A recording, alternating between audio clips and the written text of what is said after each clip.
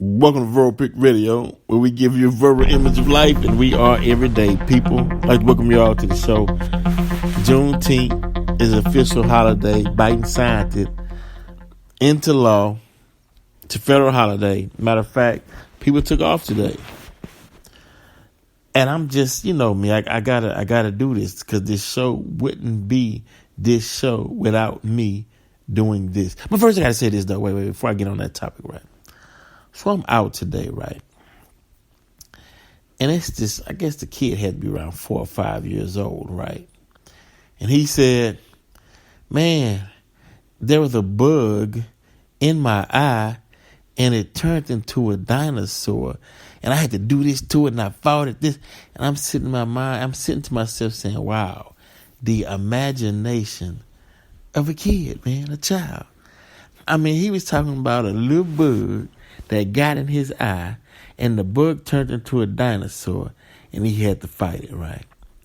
And I'm thinking, the imagination of children, problem solving.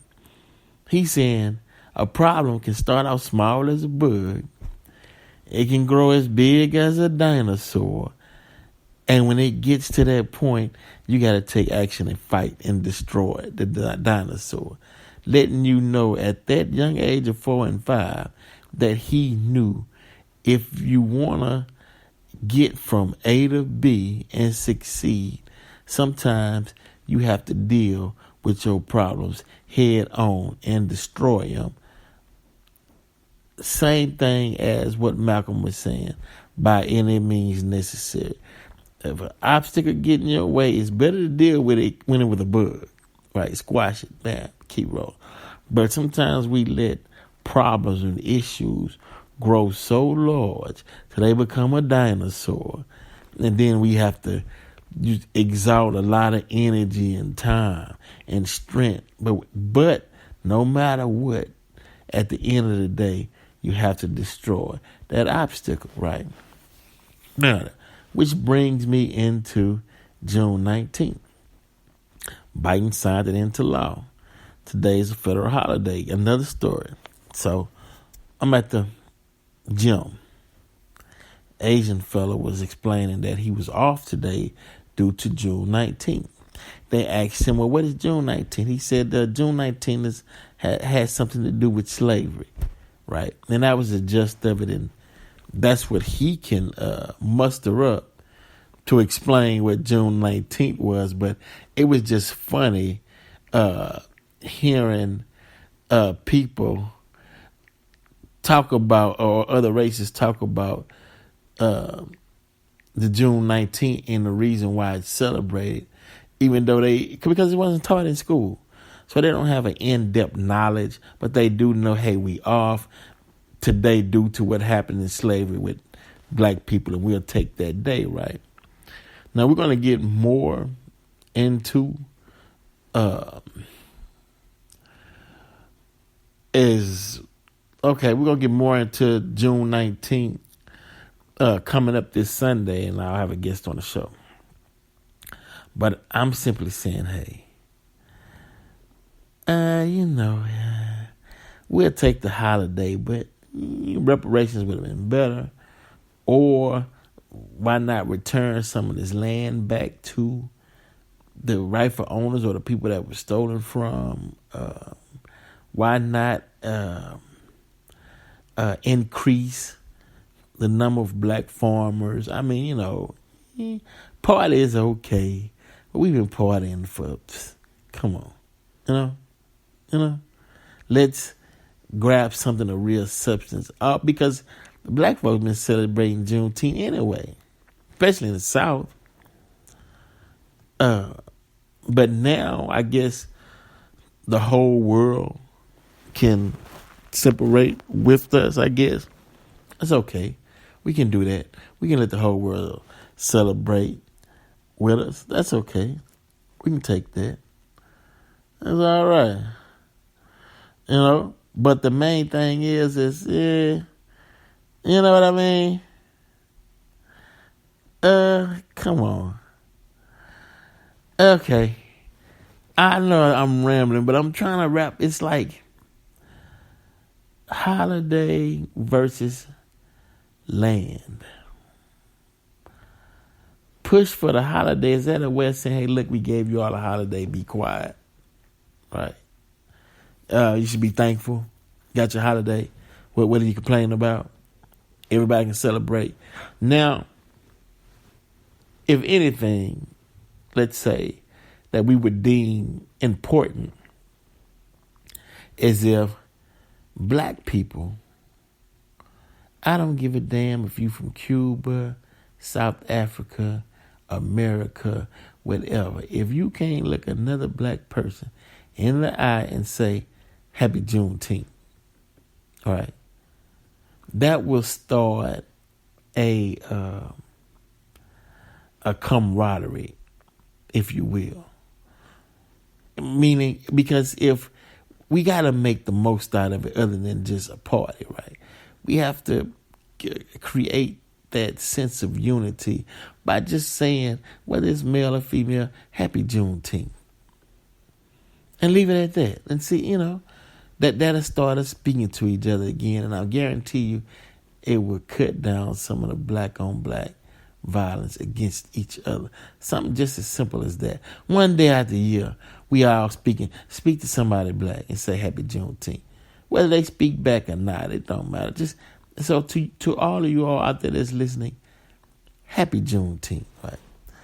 On the Freedom Eve, or the eve of January the 1st, 1863, the first watch night service took place.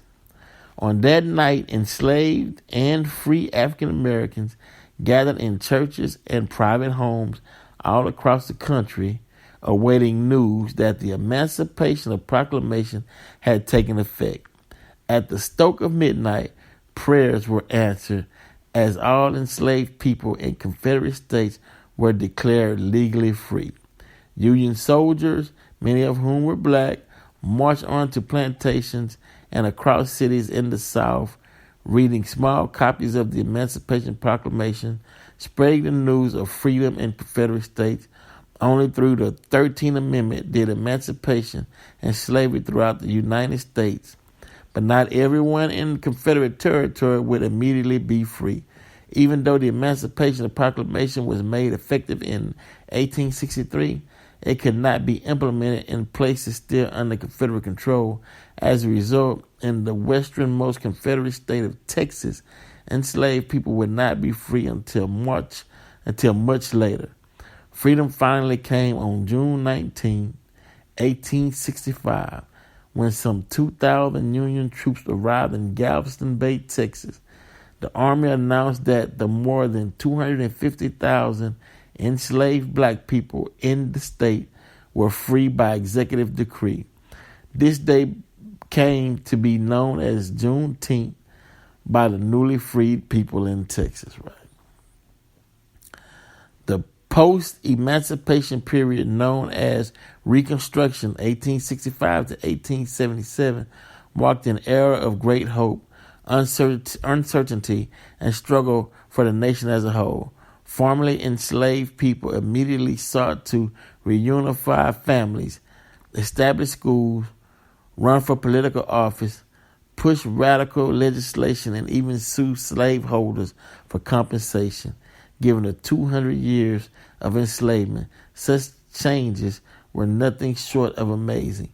Not even a generation out of slavery, African Americans was inspired and empowered to transform their lives and their country, right? Now, let's look at it.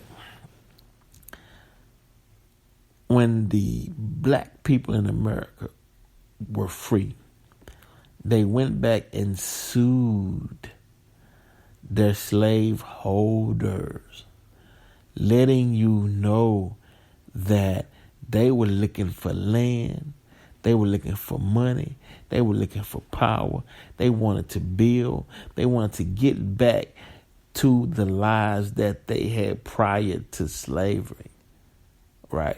Go back and look at Egypt. Go back and look at the Mali tribe. Look at the gold, the wealth, the riches. Look at the Native American tribes who already had constitutions and who were civilized, right?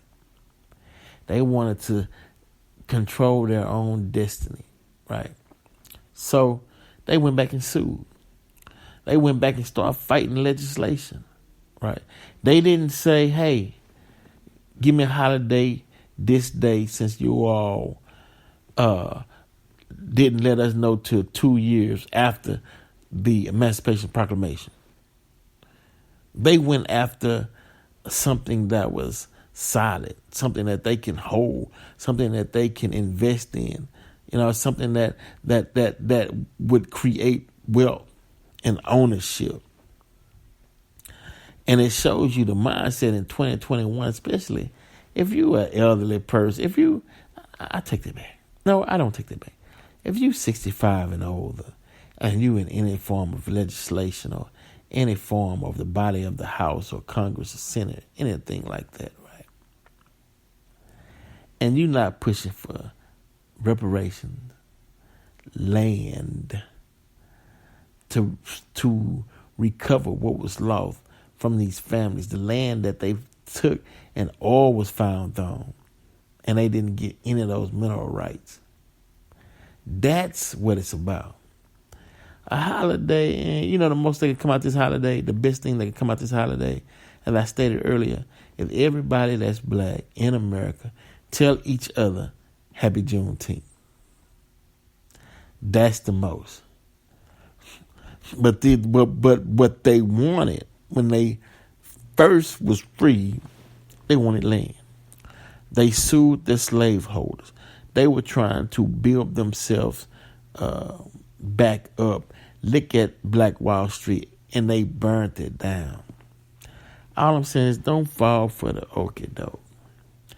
Don't get played again. Right? Don't let them dangle some sparkly, glittery object in your face and you lose sight of what's important because you're gazing at this object in awe, like, wow. And they taking the land and the mineral rights right up under your feet while you going, wow. Don't get caught up like that, man, no more. So a holiday is, hip, hip, hooray. But shit, where the reparations in the land? You know what I mean? Wow. I gotta, hold on, y'all. Hold on. I wanted to, well, I can't find it again. I just wanted to show you all that these people, they came and they sued the slaveholder. Look, right after they found their freedom, when they got their freedom, they found they were free. This is what they did. Formerly enslaved people immediately sought to reunify families. They started looking for their loved one, putting their family back together. First step, you gotta get your family back together. They telling you the order. If you paying attention, first thing was get your family together, right? That was the first thing. Then after that, establish schools, right? Why? Because knowledge is power. They put their family back together. That's how they were able to build. They telling you the formula on how they built the Black Wall Street. And the Black Wall Street wasn't the only one. The other well-to-do towns, black folks, got their family together. Then they got the education together, right? They started establishing school. Then they started running for political office, right? To protect the schools and the rights of their personal bodies, right? Okay? And what they do after that? Then they push for radical legislation, right? We finna change some of these Jim United, right? Right? Then they even sue to get that money, these slaveholders, for compensation. Reparations. Hey, man, we suing for compensation. Y'all work my family. We got education. We running for political office. Where the money, right? Wow. They sued them for 200 years of enslavement. Not even a generation out of slavery, African Americans was inspired and empowered to transform their lives, right, and their country, right, their country, right? Over 200 right after, soon as they were set free. They were going for the education, putting their families together, building schools, suing the slaveholders for compensation for 200 years of slavery, right? Building towns, right? Getting in politics, right? And then Reconstruction hit. They start seeing it moving too fast because the colonizer mind, he always got a trick up his sleeve, right? But he always get us because he always dangle something and make it look real good, and we fall for it every time. Get us here. Well, not all of us, but I'm just saying. Okay, put it like this. He will always have somebody in his back pocket that he can sell out, that he can use to sell out to people and point the people in the direction that he wants the people to be pointed into. And whenever a black man, i.e. Farrakhan, comes up and says, "Nah, preacher, reverend, politician, nah, we not going for that," right? Then the white folks will join on with the man that they picked to put out in front of the people and put money behind that one to get the people to look at a person like Farrakhan and say, and turn their back again on him. Nah, we going this way. Don't listen to that hate. Don't do so-and-so, so-and-so. At the same time, he robbing you blind. Wow. Clever. I mean, I can't believe it's still working in 2021, but still, it's clever though. I mean, you know why it's clever? Because it works, right? Why you think we still talking about reparations and we shall overcome and all the solid issues, and why they keep throwing, holidays and Martin Luther King, which I love Martin Luther King, but I'm just saying, anytime they say, hey, this is who you should follow, and the hell with Malcolm and Farrakhan and Elijah and so, we just got to start looking at it and be like, wait a minute, something just not right. Why y'all don't talk about the Martin Luther King when he was saying protest, you know what I mean? Stop spending your money here. I feel like they not finna give us justice. I feel like I done led my people into a burning building. They're not gonna tell you about that Martin who said, wait a minute, something not right. They gonna tell you about that. They gonna tell you about the when he was learning the early Martin. I have a dream, and little black boys and white girls gonna hold hands, and that's when they want. Okay, hey, it's the game. But I'm simply saying, don't get caught in the okie doke again, right? What did your ancestors want as soon as they came out of slavery? Put the family back together. The family unit was first. Then they educated, right? Then they got in position of politics and power and seats at the table, right? Then they went and sued the slave holders, right, for compensation for the work that they did to get that money to build a life for themselves. Now today it would be reparations. If you're not talking about what they want, then stop hollering about Juneteenth. They told you what they wanted. And they even put it in the order that they wanted to be done in. That's a working order. Family, education, political power, and go get that money. Verbal Pick Radio. We're out.